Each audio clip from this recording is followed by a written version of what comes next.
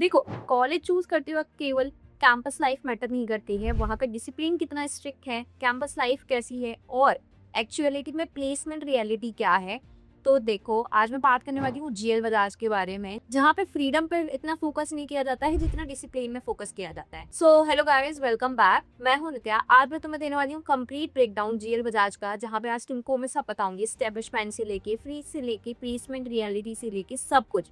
तो प्लीज इस वीडियो के एंड तक जरूर बने रहिएगा।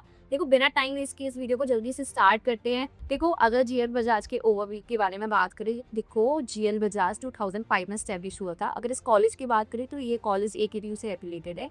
लोकेशन की बात करूँ तो ग्रेटर नोएडा में नॉलेज पार्क थर्ड में लोकेटेड है। तो आपको बस, मेट्रो, कैब फैसिलिटीज काफी इजी मिल जाएगी। तो ट्रांसपोर्ट वगैरह में तो देखो आपको कोई दिक्कत नहीं जाने वाली है। अब बात कर लेते हैं पूरा ओवरऑल एकेडमिक्स के बारे में। तो देखो, जीएल बजाज में रियलिटी बता रही हूँ, one of the most strict college है। अगर तुम ग्रेटर नोएडा में बात करोगे, यहाँ पर डिसिप्लिन बहुत मैटर करता है, एकेडमिक प्रेशर बहुत है। मतलब अगर बच्चा नहीं भी पढ़ रहा होगा ना, तो टीचर्स उसको उसके पीछे पढ़ पढ़ के उसको पढ़वाएंगे। तो देखो, स्ट्रिक्टनेस की बात करूँ तो काफ़ी है। और यार, ये लोग प्लेसमेंट्स में भी काफ़ी फोकस करते हैं। देखो, परसेंटेज क्राइटेरिया यहाँ पे मैटर करता है। अगर आपका 75% के ऊपर नहीं है, आप एग्ज़ाम में नहीं बैठ सकते हो, आप एग्ज़ाम दे ही नहीं सकते हो।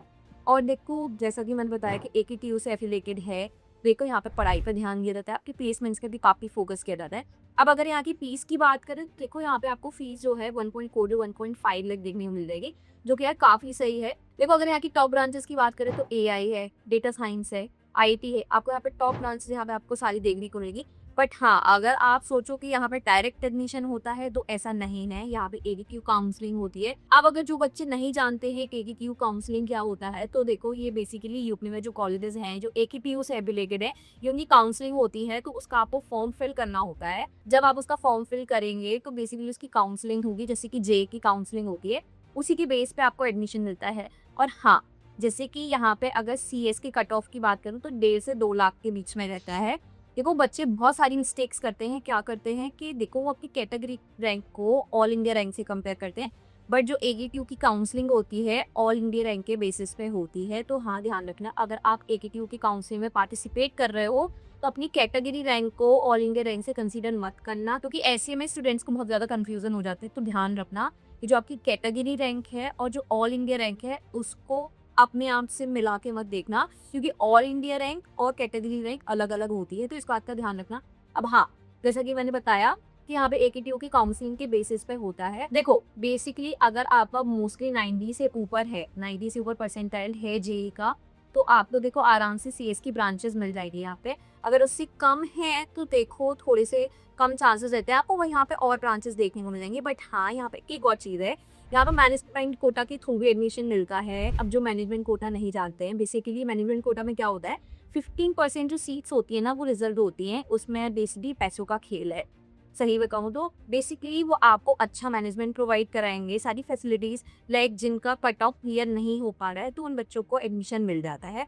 अगर हाँ, आप जानना चाहते हो कि मैनेजमेंट कोटा के थ्रू एडमिशन कैसे होता है, एकेटीयू में काउंसलिंग में परफॉर्म कैसे करना है, तो आप मेरे को कमेंट कर दो, तो मैं आपको बता दूंगी। और हाँ, मैंने एक डिस्क्रिप्शन बॉक्स में फॉर्म भी प्रोवाइड किया, तो आप उसको भी भर सकते हो। और एक कॉन्टैक्ट नंबर भी है, तो आप उसमें भी जाके कॉन्टैक्ट कर सकते हो। तो मैं आपको पूरा गाइड करूंगी कि क्या कैसे करना है। और आप किसी भी कॉलेज में एडमिशन लेना चाहते हो तो देखो, आप उस कॉन्टैक्ट नंबर पे कॉन्टैक्ट कर सकते हो। मैं आपको जब तक गाइड करूंगी, जब तक आपका एडमिशन नहीं हो जाता है, तो हाँ, आप जब वहाँ पे जाके कॉन्टैक्ट कर सकते हो।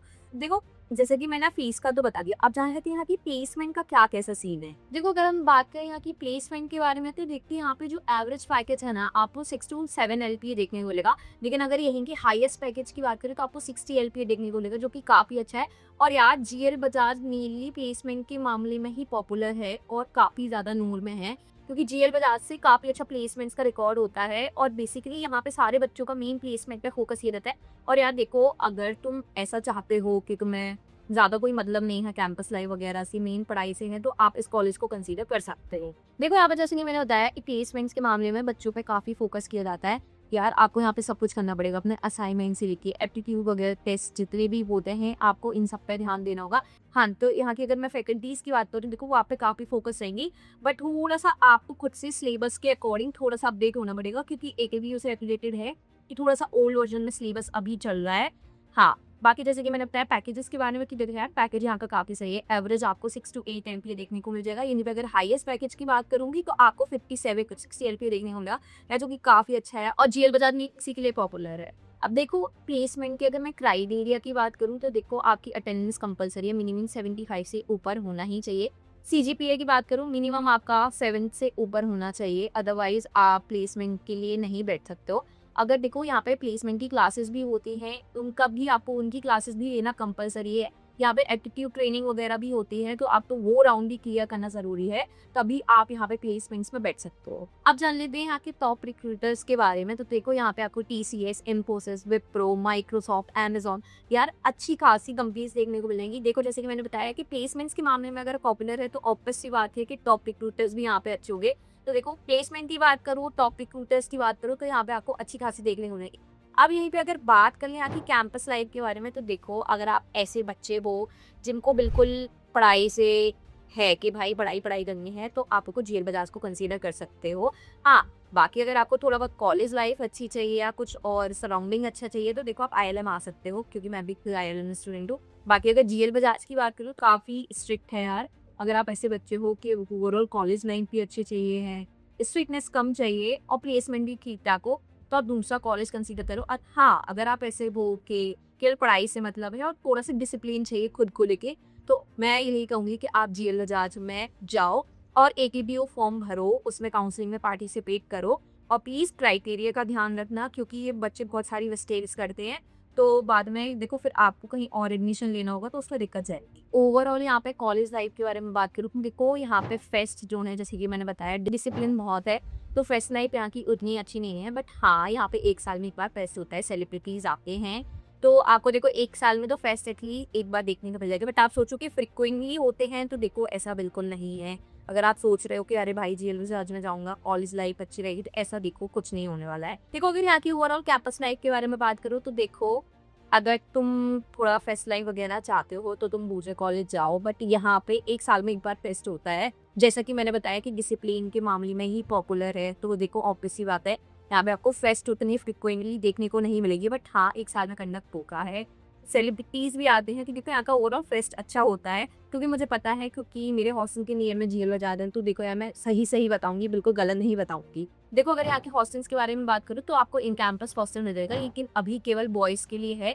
यहाँ पे आपको जीएल बजाज का आउट कैंपस हॉस्टल मिलेगा, जो कि गर्ल्स और बॉयज़ दोनों के लिए है। यहाँ पे देखो आपको हॉस्टल मिल जाएंगे, बट ध्यान रखना कि गर्ल्स का आउट कैंपस ही मिलेगा, ना कि एक कैंपस। देखो अगर यहाँ पे प्रोस की बात करें तो देखो यहाँ पे आपका प्लेसमेंट अपॉर्चुनिटीज काफ़ी अच्छी हैं, आपका एकेडमिक ईयर सही जाएगा, बिल्कुल आप पे ध्यान दिया जाएगा। मतलब अगर देखो सीधी सी बात है कि ये सीएस स्टूडेंट्स के लिए काफ़ी अच्छा है।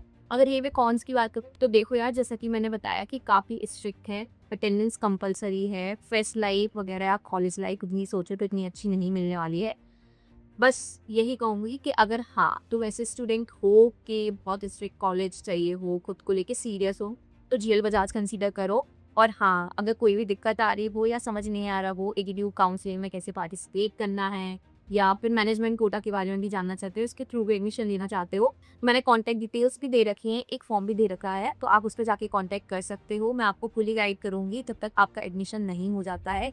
और आपको किसी भी कॉलेज से रिलेटेड कोई इशू है तो आप उस नंबर पे जाके कांटेक्ट कर सकते हो। मैं आपको वहाँ पे प्रॉपर गाइड करूँगी जब तक आपका एडमिशन नहीं हो जाएगा। और हाँ, अगर वीडियो अच्छी लगी हो या फिर और भी कॉलेज से रिलेटेड जानना चाहते हो तो बताना, मैं ट्राई करूँगी कि मैं आपको नेक्स्ट वीडियो प्रोवाइड कराऊँ। और प्लीज़ वीडियो को लाइक करना, शेयर करना एंड सब्सक्राइब करना। मिलते हैं नेक्स्ट वीडियो, तब तक के लिए बाय बाय।